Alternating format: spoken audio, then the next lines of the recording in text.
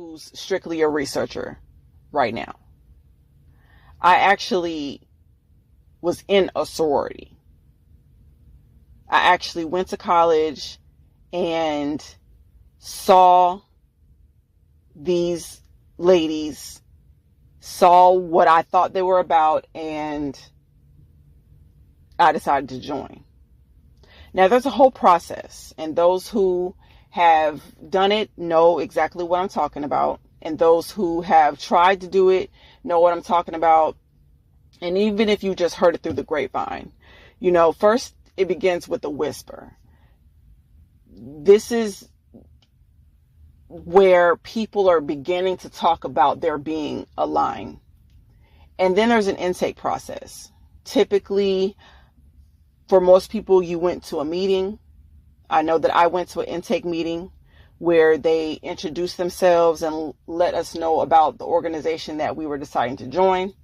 And from then, we were presented with a list of qualifications. And it pretty much from that point went, you were on a scavenger hunt to get all these boxes checked off. They wanted references. They wanted to make sure that you had the proper grade, so you had to get transcripts. They wanted to make sure that you had the community service, so you had to get letters, and people sign off on the fact that you were doing these things and you were about who you said you were about.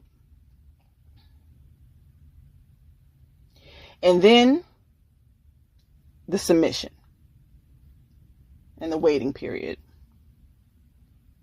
I remember when the letters did start finally trickling in, you saw people coming from the mailboxes happy, joyous, and then you saw some people coming away from those mailboxes in tears, because it was that serious of a thing to be chosen to be in a sorority. You were looked at in high regard. I remember, and just to be transparent, just the being in the parties, any other day, we hands on the knees. Oh man, but when that line came out, when we knew we were being watched as candidates, we were like wallflowers. We barely even moved. So then when we finally were chosen, that's when they took us through this process of learning knowledge. We had to learn all about their organization, all about the founders, all about their traditions. We had to know their rules and their bylaws. They took us through this whole ordeal. And then the rituals came. And we were made to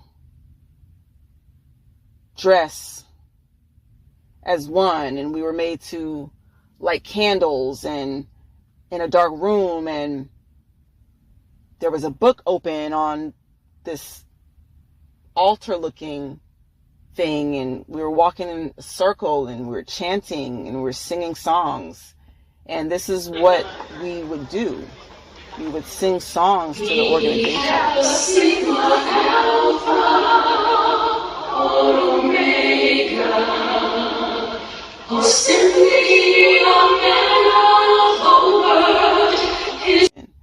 And we would sing our hearts out about how we were going to give our heart and our soul to this organization. And we pledged that we were going to give lifelong service to this organization. That's what I did. Did you do that?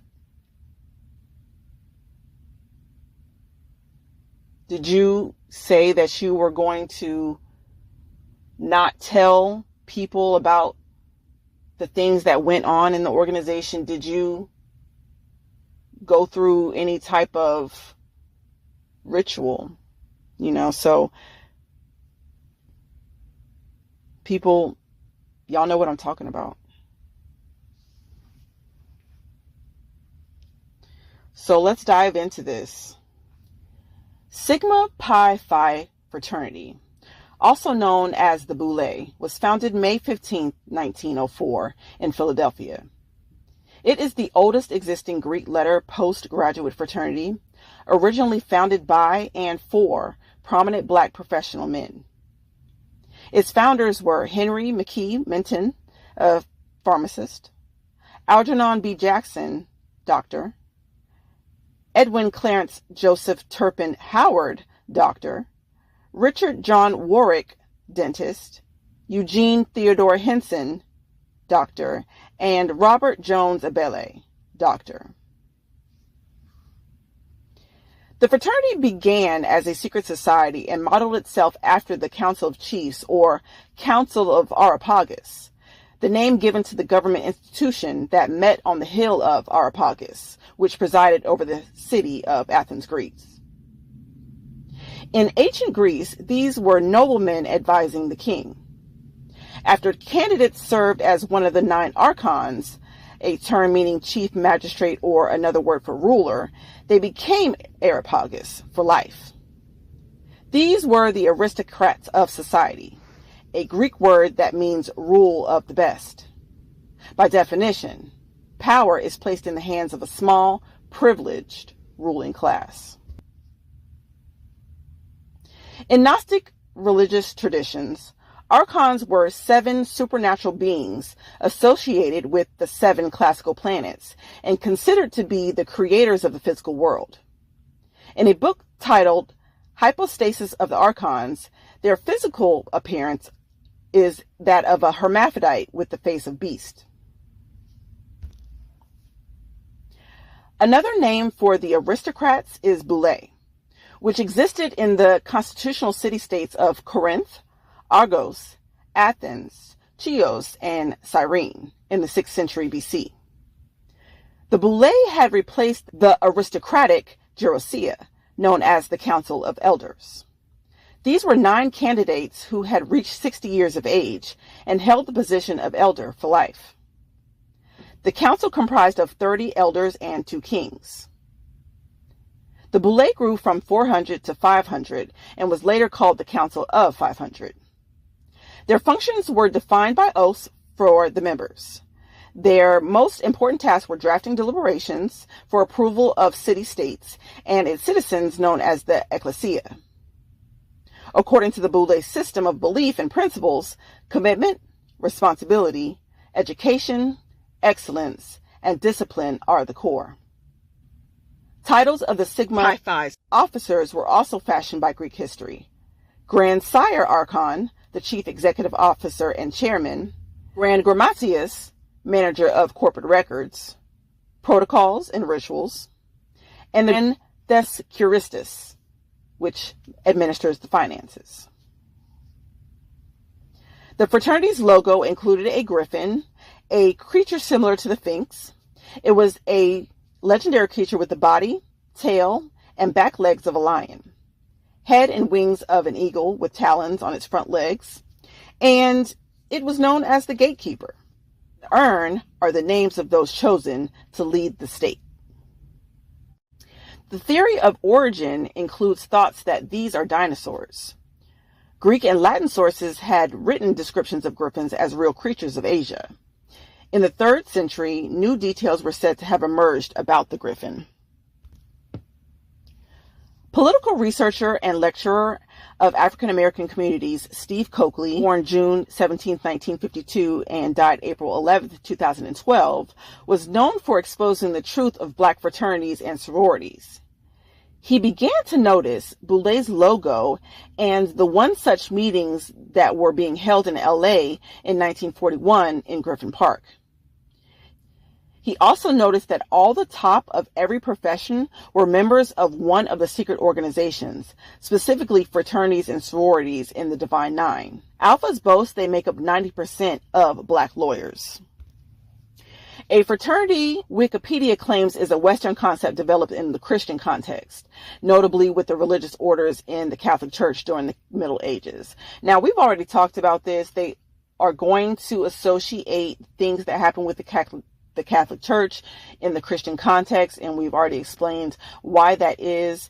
And so know that this is talking about the Catholic Church. It's telling us that the Catholic Church has within it fraternities that are modeled just like the ones from the Divine Nine, because the Divine Nine actually got their model from them, from the Catholic Church, or the secret societies that that are within the Catholic Church. The concept was extended into the modern era, such as Freemasonry. Exactly. And that's something that we will talk about. The Divine Nine, or the National Pan-Hellenic Council, is what is known as BGLOs, or Black Greek Letter Organizations. It formed as a collaborative effort in 1930 with a stated mission and purpose that reads, anonymity of thought and action as far as possible in the conduct of Greek letter collegiate fraternities and sororities, and consider problems of mutual interest to its member organizations. Founding organizations are Alpha Kappa Alpha, Kappa Alpha Psi, Omega Psi Phi, Delta Sigma Theta, and Zeta Phi Beta. Adding Alpha Phi Alpha and Phi Beta Sigma in 1931, Sigma Gamma Rho in 1937, and Iota Phi Theta in 1996.